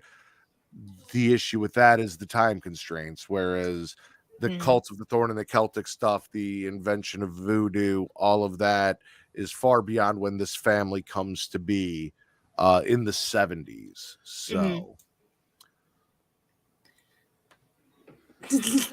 hold on, did you say you said he's an incest baby, right? Is that what you said? So if you look, there are essentially two families. There's the Sawyer family and the I can't think of the fucking other name, but the names changed throughout the franchise. But if you look at Texas Chainsaw 3D, there are essentially two families. that have kind of just stuck together and Right. into each other and become one family, and they're all pretty much inbred in Texas. Because you said I don't know why, but I just combined incest Hulk, and I just couldn't stop laughing because he's getting his powers from like incest. Yeah. And did you see what Will said? Sisterhood of the Traveling Necronomicon. I did. That's great. That's great. I'm trying to think of other slashers. God, but you know what's funny? The fact that he just like instead of reading the book, he just grabbed the face would fit in the mental capacity of Leatherface himself, because he is dumb, just dumb. Like, so there's going to be a prequel coming out, I believe, on HBO Max. I'm not 100% sure. For Stephen King's It. Oh, I thought you were talking about Leatherface. What? I was like, no. Oh yeah, so, Welcome to Derry or something. Oh, yes. Welcome to okay. I did. So, in the cases of like, let's say, the Creeper from Jeepers Creepers, or It the Clown, Pennywise the Clown from Stephen King's It, those would be demons that were summoned or released, because we also saw in Ash versus Evil Dead that reciting certain spells from the book would, you know, you could summon a demon to our world, and unless you had it trapped, it would then run rampant. So the Creeper would be a demon that was summoned here, that has to, you know, feed every 23 years for 23 days, and his whole thing to regenerate his body and all this stuff. That would be a very simple tie-in with the Necronomicon, of someone finding it, having same thing with Pumpkinhead. I don't know how many of you are familiar with Pumpkinhead. Pumpkinhead is basically a revenge demon that you can summon to get revenge, but it also like takes a toll on you, and it's a whole thing. But all of these demons that also exist in these slash universes, Pumpkinhead, Jeepers Creepers, Pennywise, again, same thing. Could all be from the Necronomicon, demons that were summoned for a reason and then released, and have stipulations like the 23 years, you know, Pennywise is sleeping, him taking certain forms, things like that could all be derived. Those I haven't got as deep in as far as like the details that I hammered out with everyone else, where it's a little more concrete, but those would also fit in this Slasherverse in that way. I like it. So, see, just asked me the same question on the pre-show, and Ghostface, Norman Bates, there's no supernatural element to them. So while they could exist in this universe, they would not exist through the Necronomicon, because they're not getting anything from the Necronomicon. Now, you could, off the top of my head, in the case of Norman Bates, have Norman Bates find the Necronomicon and be driven mad from reading it, which then led him to his mother complex and dressing up as his mother and becoming a slasher, is not being able to read it, not being able to know what this is and understand it, drives him to the brink of madness, where he becomes himself. Again, Ghostface can just exist in California and has nothing to do with the Necronomicon, because it's not a character. It's a bunch of different random white kids dressing up as murderers and attacking people in California. Yeah. Oh, they could have. That's a good question. The Warrens could absolutely at some point get the Necronomicon, try and put it in their museum, have it blessed, or we could find out that a lot of the things that we've seen in like Annabelle Homecoming that are in the museum are possessed by demons that came from or were released through the Necronomicon, or had ties to it. And it could be an entire thing where the Warrens are tracing the connections of where the Annabelle demon came from, where, you know, the nun, where all of these demons came from, and how Valak, or Valak. Yeah, all of these, where they're coming from, and they find out is from this book, but are unable to maybe get their hands on the book before they die, because it keeps moving around. and all of these things keep happening. So you could absolutely bring the Warrens and the Conjuring and pretty much everything from the Conjuring universe into this. Yup. Well, fuck. Yup. That's fantastic. That was gonna be my next question, but I thought because like we're sticking with the slashers, I left them out. I got one for Yeah. you, Just. What's up? Ghostbusters. Yes. You can bring Ghostbusters into this too through the same way. You know what? I thought I was going to. That's in the back of my head, but I thought since it was too funny, I was like, I'm gonna leave them out. But yeah, of course, the Book of Tobin guide, Tobin Spear guide. What if it's a version of the Necronomicon that they have that they somehow dipped into or someone dipped to that bought?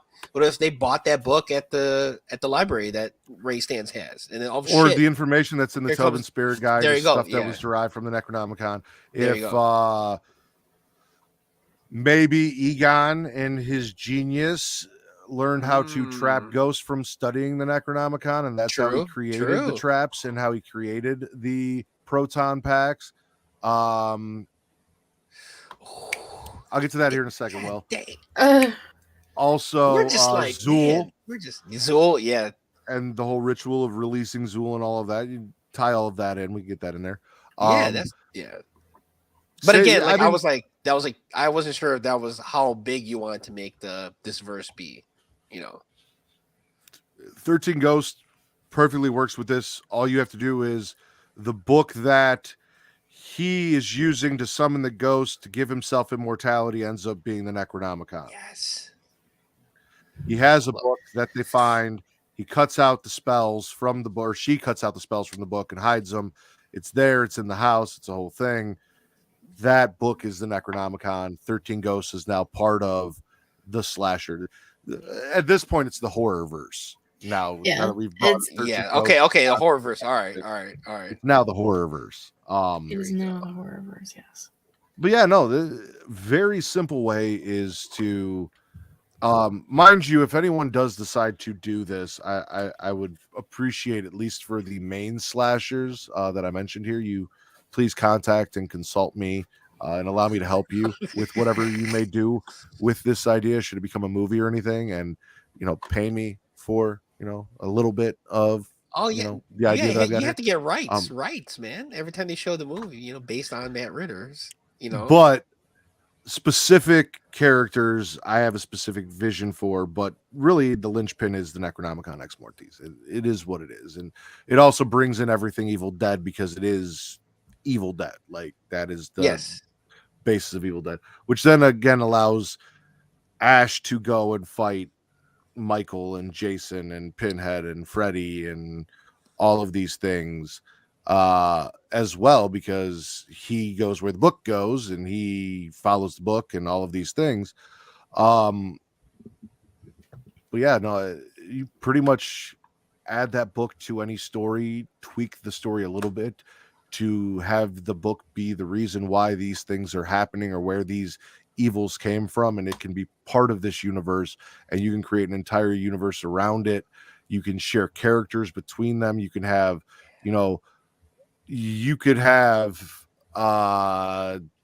Tina from Friday the 13th move to Haddonfield to get away from, New York or New Jersey and run foul of Michael Myers in the in-between years of whatever the fuck's going on between here and here and blah, blah, blah, or stumble upon the Cult of the Thorn. You could have, again, John Tate or Stephen Lloyd done with Michael, decide to go camping or go on a road trip and stop off in Springwood for a night and start having bad dreams. Tommy Doyle, put him in join everything. them. Tommy Doyle could join them. Like Paul Rudd could be in every movie. Paul Rudd could be in every movie. Like, he's a gem. Actually, I think I have an idea of how this could work, like in a book. Yeah. Like how to write this out. Because you could literally just make it a book of short stories, like scary stories to tell in the dark. Oh, I love that. You technically don't need to make it an actual, like, full-on chapter book, but you could do like you don't have to make it like a fucking Harry Potter, but you could make it something like a scary story to tell in the dark, and the Necronomicon be the main focus of each story.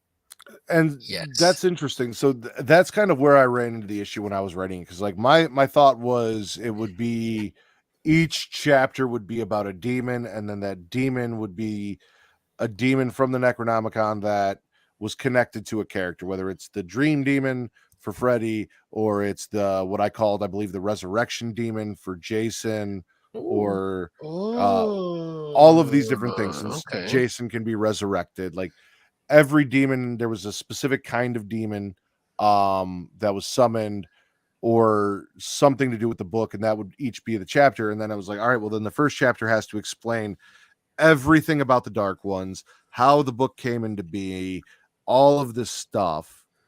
You would have to sit down, and I do I have it here? Let's see.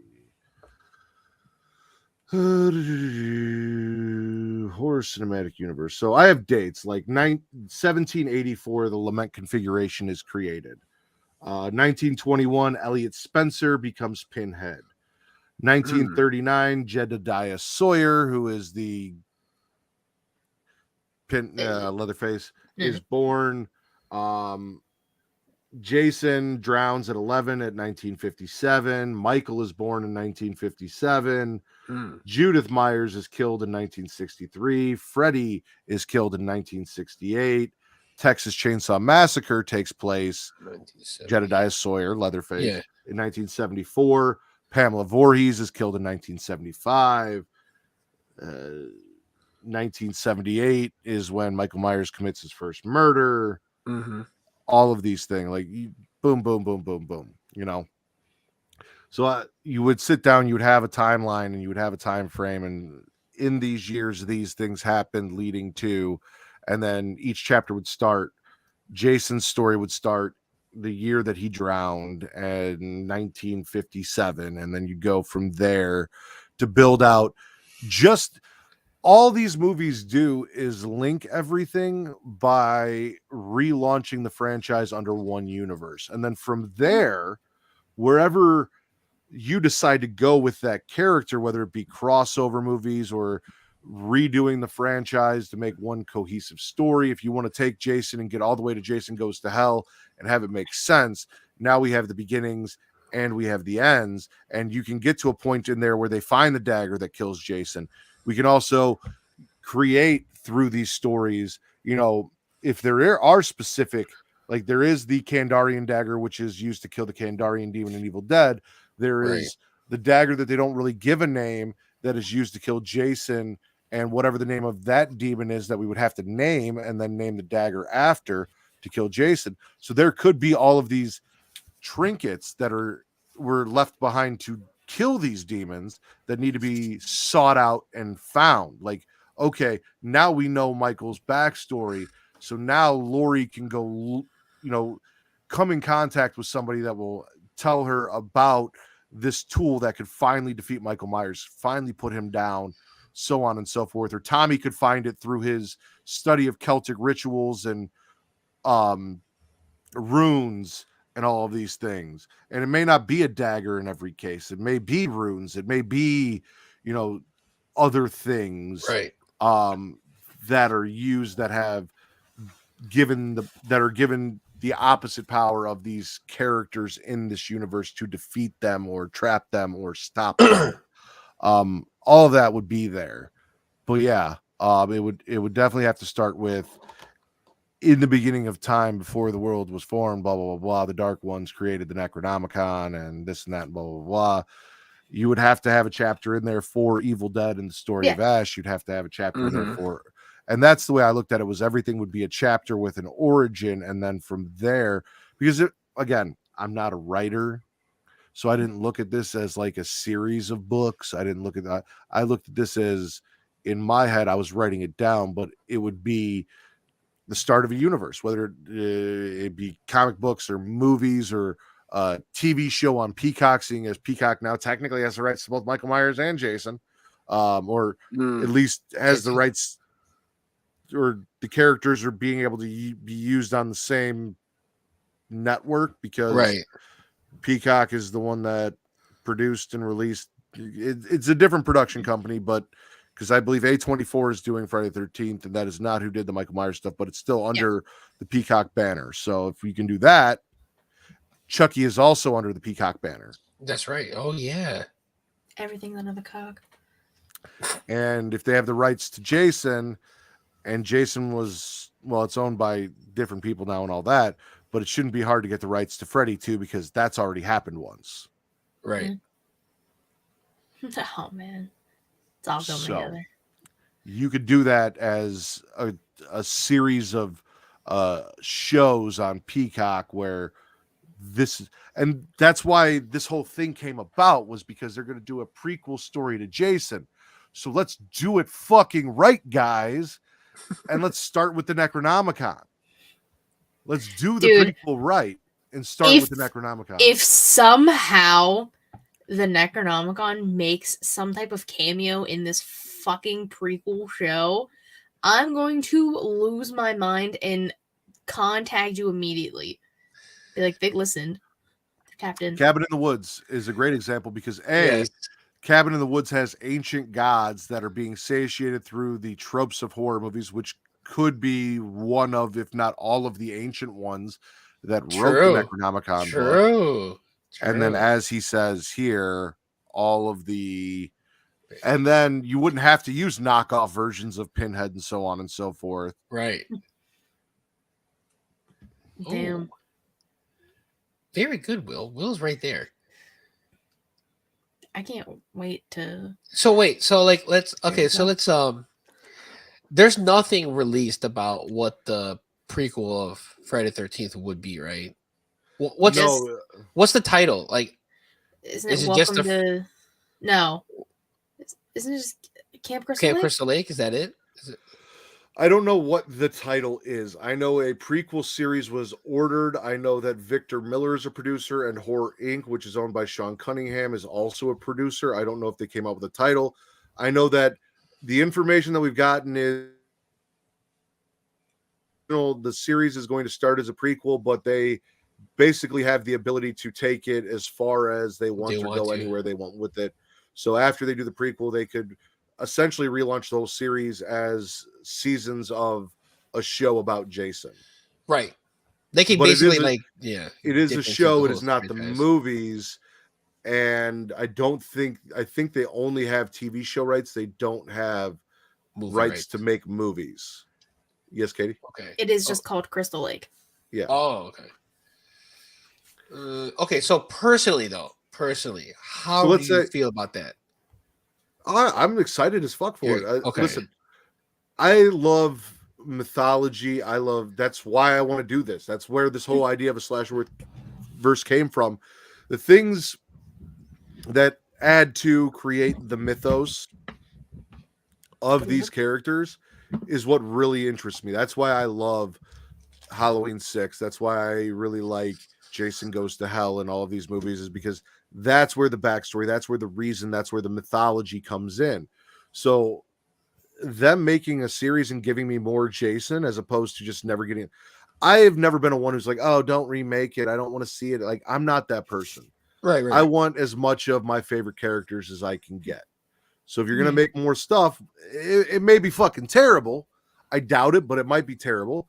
Okay. But it's still more content of something I love. So I'm never going to say, no, don't do it. I'm never going to be one of those people who's like, I just want the movies that I grew up with and I don't want anything else. Like, would you ever tell them to stop making Teenage Mutant Ninja Turtle cartoons? No. No. Just like you, I'm not opposed to not seeing a new one. Plus, like, there's so many that you can go back and just watch the one that you like anyway. Thanks, Will. You have a good night, old man. I'm excited for it. I'm looking forward to it. Same thing with Welcome to Derry.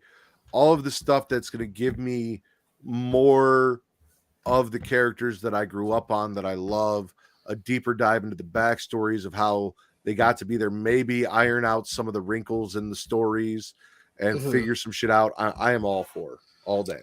The only reason why I brought that up is because, they made a television sequel to the original Exorcist movie. when Yep. she's older, With which like Kumar right, and so which was like it or was kind of Harold. It was Harold. good.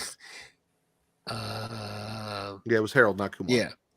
So like witches, it's like it was good, but it was also like not as like haunting or at the same level as the original movie, but it was still okay, right? So The and first then season was good. The second season got really weird.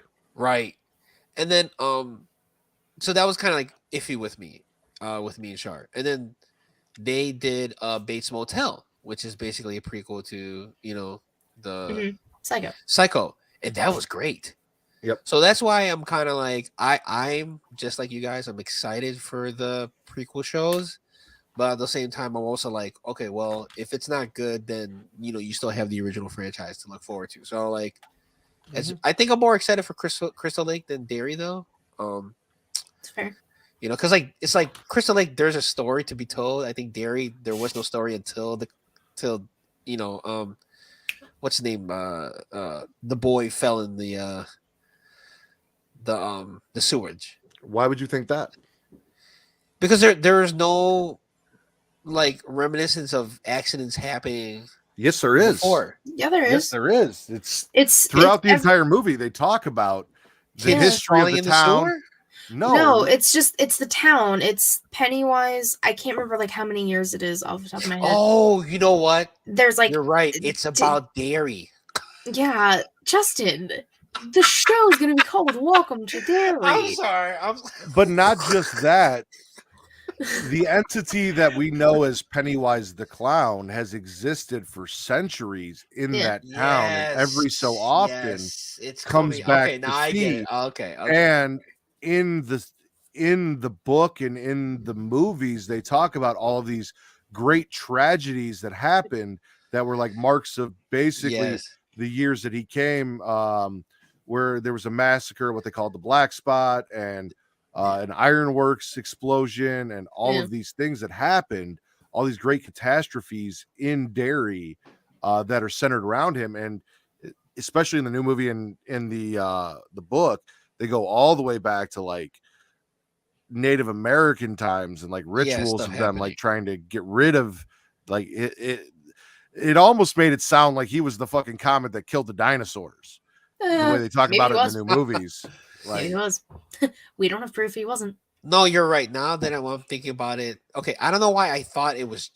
Okay, I don't know why I didn't put two and two together, but where did you think the fucking clown came from? He just thought all this shit started. I just thought, saw Georgie running around. That's what I was thinking. I don't know. I just didn't think. I don't know. I just didn't think about it at the time. He's trying. But now, like the movie's playing in my head as you're saying. I do remember them showing about news clippings of like older things happening. So I remember that scene. Speaking of which, if Pennywise was the one that killed the dinosaurs, I wanted to know if they all just stared at the red balloon going up and then No, it was just a big red balloon that was slowly coming down, and as soon as it hit the ground, boom, exploded. Wiped out. Now, what if they tie in Pennywise to the killer clowns from outer space? I'm just saying, like. I'm just saying. He said, "Hear me out, guys." I'm just saying. Matt, I'm letting you take that one. That's all you, bud. Horrorverse, we're here. I like that it started out as a slasherverse and we slowly just delved course. This is like the unreleased Necronomicon, like the one that like didn't make the shelf. The cult was like, "Oh my god, don't write Cult that." said, "Yeah, this book sucks."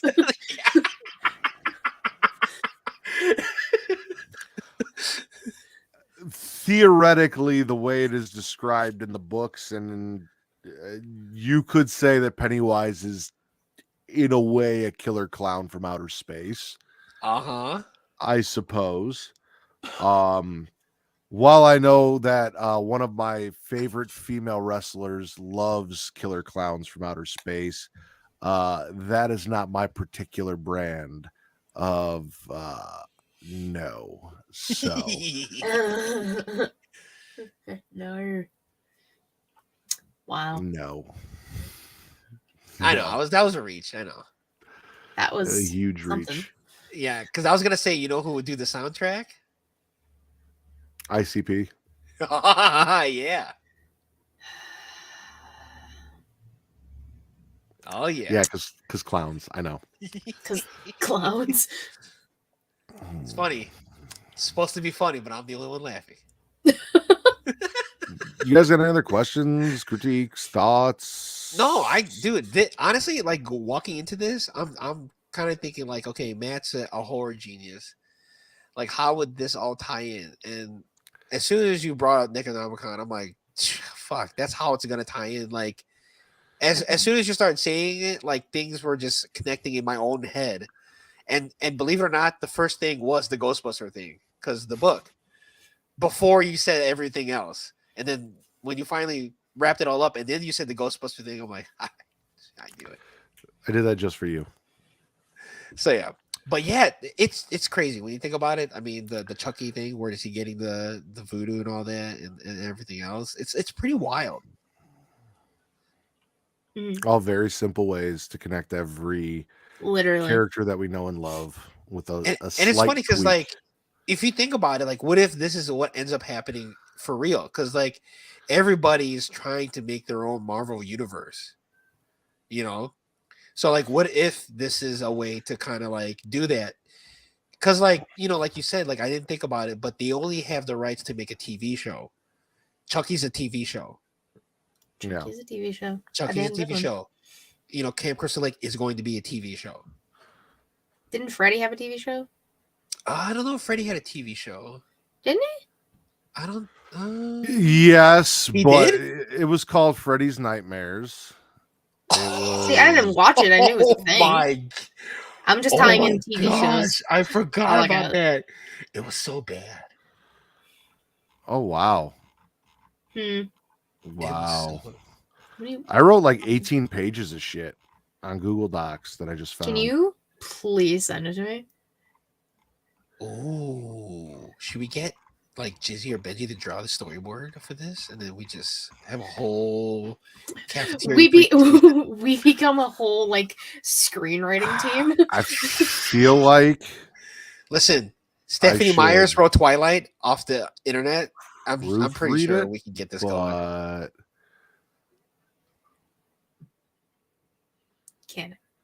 Can I read it? Yeah, I don't. Yes.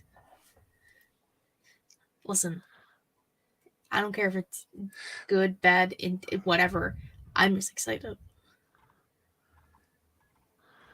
I'm just going through and I'm seeing like little blue squiggly lines, and I'm clicking on them and having it just edit it for me. That's yeah. Can I tell you what's going on in my head right now? Now that we just talked about this whole horrorverse, creatively, it starts off like with what's the name? Supernaturals, right? Yeah. Supernaturals needs help. They call the Ghostbusters, right? They're going off the Necronomicon book, right? Yeah. The vehicle that they have cannot sustain the amount of power and supernatural stuff that's going on. So they use Christine, the car. Oh, I was gonna go Mystery Machine from Scooby-Doo. So. Ooh, they meet them up, and instead of Scooby has a friend. It's not Scrappy. It's fucking Cujo. Jesus Christ. You just want the entire Stephen King. So what I'm going to do, Katie, is I am going to go into Twitter and allow notification. Okay, whatever. I probably am going to regret that. Just skip that. I'm going to send you the link that it just created. So you should be able to go check it out on Google Docs. Ooh. But what's the title did you have for this? I don't have a title. So literally there's just like an opening paragraph that I didn't even indent. And then there's the first chapter, which is the Kandarian demon and the dim-witted hero. And then there is the nightmare demon and the burn man. Oh, these are the chapter titles? The dream demon and the resurrection demon meet, which apparently I worked out everything through Freddy versus Jason there. I'm so excited. The Curse of the Thorn and the Chosen One. What do we got here? The Demon and the Doll. I guess I didn't give it a name. So there's that would be Who would have the best dialogue?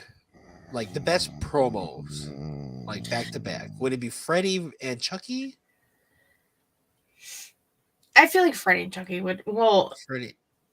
Jason doesn't talk. Michael doesn't talk.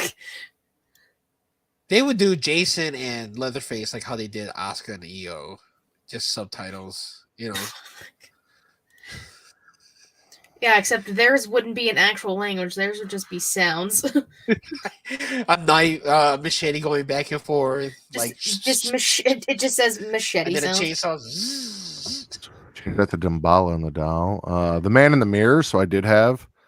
Oh. Is that Candyman? Is that Candyman? Yeah, that would be Candyman. Not Michael Jackson. Stop. Yes. This is so fun. How long ago did you make this? This was last year. It looks like. Last year. Okay. Damn. Hey, pandemic be making people do some shit. You know the thing is like now if let's say this happens, right? What would the movie poster look like? Did you look at the really shitty Doctor Strange-esque thing I put together and had Vince put a title over? The thumbnail No? for Yeah, thumbnail. it's look at the original tweet For the Horrorverse? Yeah. Oh shit, okay. That I tagged you in? that I'm pretty sure you literally retweeted. Oh yeah. I think So I have the Pope of Hell in his puzzle box. Oh, okay. After the Man in the Mirror. Yeah, I'm looking at it right now. Very. I think a cool poster would just be like a very the Necronomicon very big, and then in the book you just see faces of the killers, slashers. Yeah. I can't. Somebody sketch it. I can't draw. Because the reason why I didn't see it, because I wanted people to know that we're live. So I tweeted that we're live, getting off, and I put you probably see it later, but I put Michael Myers dancing to "Crush on You," that song. I hate you. You know that song? I found out I'm gonna crush it. Okay. I wrote a lot of shit here.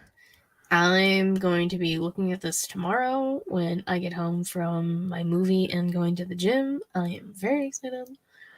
So I think what I ended up doing with this when I wrote this down was I tried to alter the beginning of the story and then connect all of the movies to make essentially a chapter. Why do they not really? Is there no E in Axe? Yeah, there is. AXP. There is. Not according to this. I think that's one of the ones you can spell it both ways. Yeah, well, Google Hey. Docs does not like it. But yeah, I think I tried to do the entire franchise through the eyes of this new opening for each one. Well, once we end the show, I will check on my computer. Which we on should the probably Twitter. do, because I'm not even I'm just scrolling through this editing shit now, babbling. That's also kind of why I told you. Okay. So, Helping you out. if you guys have any other questions, not you guys, but anyone that listens to this episode, if you guys enjoyed it, please subscribe, follow us. If you're watching this on Twitch, throw us a sub. We would appreciate it. If you have Amazon Prime, you have a free sub. You can get more content like this. We also did horror movies that scared us. We did a review of Halloween Ends. We did a preview of everything Chucky before season 2 came out. We do all things horror here in basically a different format every show. So all of that is available, but Justin and Katie are on me with all of them as well as other guests throughout this little journey we're going on through my fandom of horror. So please do that. If you're over on YouTube, also please like and subscribe. We would appreciate it. Check out everything Creation World, creationworld.com. It's Creation World on Twitter and Instagram, ITSTREATIA World, Facebook.com/Creation World. All of that to get everything under the Creation World banner, whether it's wrestling with Smack and Raw or Creation Comics or the Creation Conversation when it comes back, hashtag them dragons. If you're a Game of Thrones and House of the Dragon fan, I had to think there. Hot D. All of that. Please come check us out there. Katie, please plug yourself. You can obviously follow me on Twitter at KatieRasson13. Link to about to take all things She Showcase. Twitch.tv/She Showcase. Typically Thursday, 6 p.m. Eastern-ish, depending. YouTube.com/She Showcase. I say watch the videos because they're way more entertaining. Anchor, Spotify, Google Podcasts, Apple Podcasts. If you like to listen, She Leads the Brands, weekly show. Inside the Mind of, new episode coming out on Monday with Dylan from Road Elite Pod. In the Crowd coming back. We're shooting on Thursday with Justin and Daryl from Get Show, so that's gonna be fun. New YouTube exclusive show, Storytime with Katie Kinsey, Bebe, very small for legal reasons. That's up on the channel. Savannah has shows. I'm always on Smack and Raw. I do a lot of stuff because I like podcasting, and as Matt said last night, I apparently have no life. So, wow, I absolutely did say that. Yeah, I was gonna say try and lie, motherfuckers. At the beginning of the show. Justin, what you got? Yo, if you enjoyed us here, you can also, if you enjoyed my comments, like, comment, subscribe, and Get Your Podcast on the Instagram, Get Your Podcast on the Twitter. I dropped a new episode with Vince and Benji. So check that out. Thanks for having me, Matt. No problem. And as always, you can follow me at my Redditors at my TTRDDR on Twitter. Only if you want to follow me for wrestling. If you want to follow me for horror, go check out at Getting Off. Also, Linktree/Getting Off will get you everything the Getting Off podcast. This is a YouTube exclusive, Twitch exclusive, like video exclusive podcast. If you want it in audio, let me know, and I will talk to Travis, and we will get it out in audio form as well. Thank you guys for joining us. I am the patron saint of podcasting, the Warden Matt Ritter, for Miss Katie Kinsey Bay, and Get Your Podcast very own Just. This has been the #1 horror podcast on Pornhub.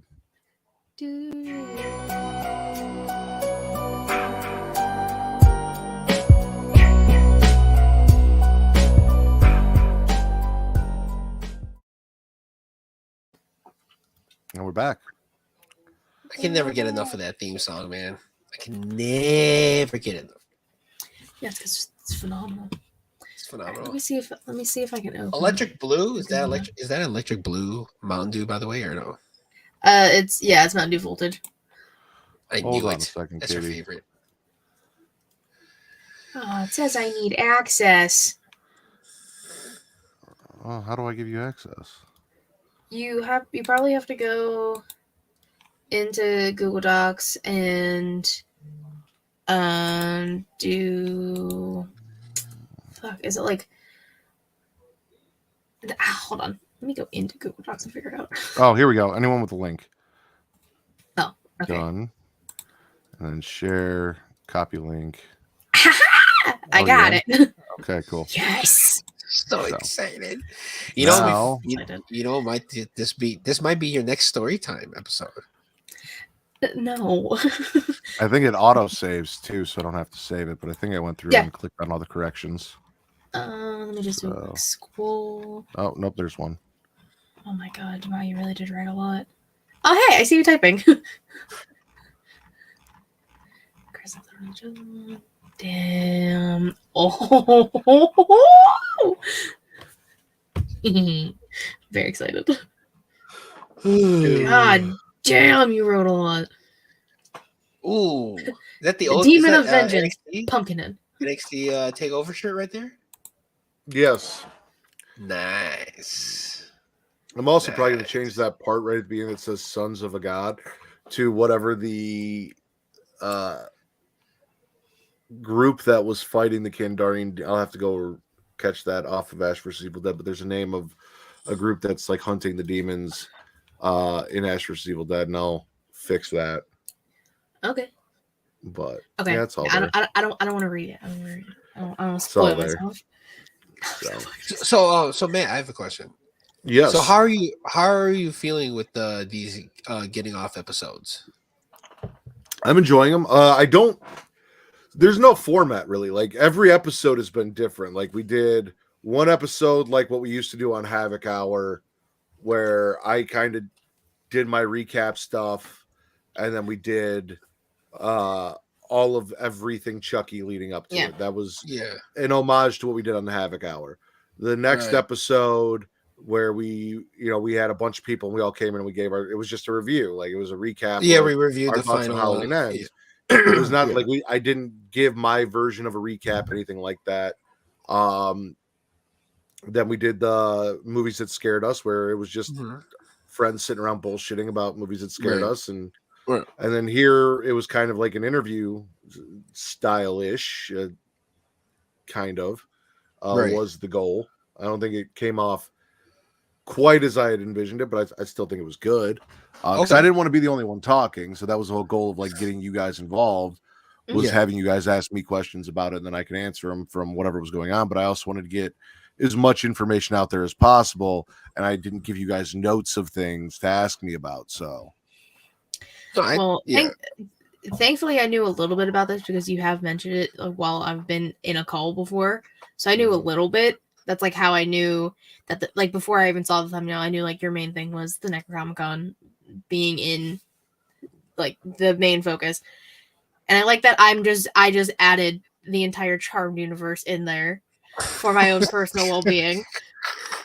It's okay. I kind of like if Matt you can add Ghostbusters, then I can add Charmed. Right. Well, the reason why is like the reason why I asked is because like so like while you were doing this, like you pretty much had an answer to the question I would be already asking, like, oh, okay, so that's probably how they're gonna tie in this, and then you said it. Then I was like, okay. I was like, oh, I remember they had like a toy maker for. So I was like, and then you said it. So I was like, oh shit, man. Like it's either we have way too much thinking in common, or he's actually, or like you're already answering like what I'm asking. So, but no, because I think these episodes are great. You know what I'm saying? Plus, it's like anytime that we get to talk about our other hobbies is also fun too. Yep. I agree. I will say, especially on this episode, when I talk about horror, I tend to be a little more serious. I feel like I'm not as, which is why I'm glad you were here, because you brought the funny, whereas especially in subjects like this, I'm a little more serious and I'm not as comical. The Milky Michael Myers stuff I had, so there's that. But right. Oh no, yeah, trust me. I worry that when I do these, I'm not delivering what made Smackin' It Raw in a horror way. Whereas, like you said, you watched last night, and while nobody really watched it live, I felt like it was a really good show, and that I was very on for that episode. Well, okay, so no, we're live. Is anyone even here? There's two people here. They could be bots. Could be bots. Well, I without saying, because we're live, I will say the chemistry lately has been very good. Okay. Because remember the thing that you had said that you want to slow down on guests. You kind of just wanted to have it as you three for a while. Just right. I wanted to get. So we did a lot of episodes where it was just the three of us, or like just me and Vince or whatever. And I wanted to kind of get that back because I feel like that's where a lot of the charm of where people wanted to come on and do the shows was. Right. I felt like right. Every time you mix in a guest, it's a new dynamic depending on who the guest is, and some fit the already existing dynamic. It always changes depending on who it is. Now, with like Pretty Kyle or you or Reek, who we all have worked with a bunch, and We all have our own specific dynamic and everything, but I feel like the big charm of the show was as I described it last night, the brother-sister relationship that Katie and Vince have. Why are you laughing? I brother and sister is more like step cousins. I feel like they're. Well, see, I'm so. More like- I love my Well, I sister, mean, but I'm not maybe somebody that. There are people out there that are like very close with their siblings, and it's fucking weird to me because like I'm not like me and my sister. When I see her, I'm happy to see her. We get along, this and that, but like I don't call my sister every day, ask her how she's doing, this and that. And Yeah. growing up, we had a very like I'm the older brother, she's the younger sister. We fought a lot. I constantly chased boys away from her, and she did not like me for it. Like that kind of relationship. So like when I see Katie and Vince bickering, it reminds me of what my experience is in a brother sister relationship where they get on each other's nerves. Got you. And they bicker back and forth. So that's why I said that. Yeah, I know. But it's like, whew, but man, sometimes the back and forth. Especially when God, especially when someone is not feeling certain comments. I don't know, I'm saying both ways. It's like, ooh, there's a little something there, So I feel like at this point, just kill the lives so Justin can actually say what he wants to say. Listen, my thing right, is, I don't want someone to leave the getting off on for whatever reason, and they're like, oh shit, they're talking about me or somebody, I honestly don't think anybody's here. If there is anybody here, let me know in the comments now, or I'm going to Speak now, forever hold your peace. You have 30 seconds. Watch. Yeah, I was going to say there's a little delay, so I'll wait a little bit. Oh, wow. Ooh, that's the Mountain Dew. That's the carbonation. Oh, it's without the Mountain Dew. I mean, I can do it without the Mountain Dew, but 5. Whoa, pause. 4, 3, 2, 1.